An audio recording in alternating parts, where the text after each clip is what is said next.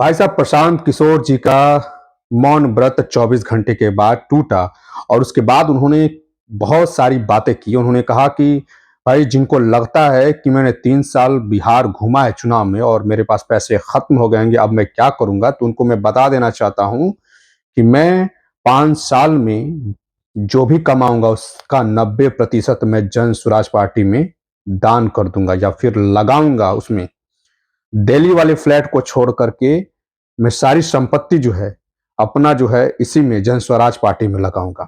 आपके सामने बिहार की जनता के सामने कमिट कर रहा हूं, जो कुछ भी मैं कमाऊंगा अगले 5 साल में उसका 90%, कम से कम 90% जन स्वराज के इस अभियान के लिए डोनेट कर रहे हैं।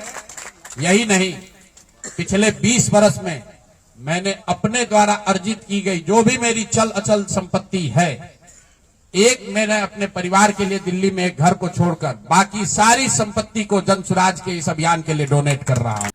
और एक चीज और प्रशांत किशोर ने कहा कि मैं बिहार वासियों से, बिहार की जनमानस से 1,000 रुपया मांगना चाहता हूं। वो लोग मुझे 1,000 रुपया दें, अगर वो नहीं देते हैं तो मैं उन लोगों से नहीं मिलूंगा। जनता से 1,000 रुपया प्रशांत किशोर ने बिहार को बदलने के लिए मांगी है। उन्होंने कहा कि मैं साल में 1,000 मांग रहा हूं, उससे ज्यादा भी कोई दे सकता है।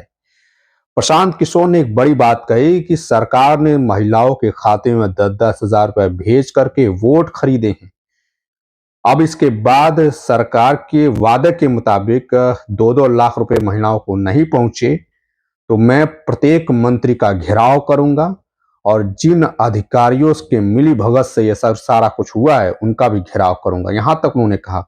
और एक चीज यहां तक है कि जो भी प्रशासनिक अधिकारी हैं उनके साथ मिल करके महिलाओं के खाते में 10-10 हजार रुपया भेजा गया और बिहार की जो महिलाएं हैं जो 10-10 हजार पा करके लालच में आकर के वोट की हैं और ज्यादा वोट खरीदा गया है इसके माध्यम से।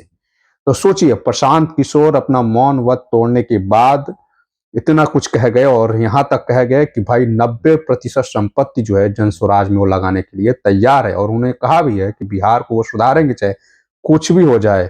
और एक चीज उन्होंने कहा, जिनको लगा था कि प्रशांत किशोर भाग जाएंगे, पर प्रशांत किशोर भागने वाले नहीं है।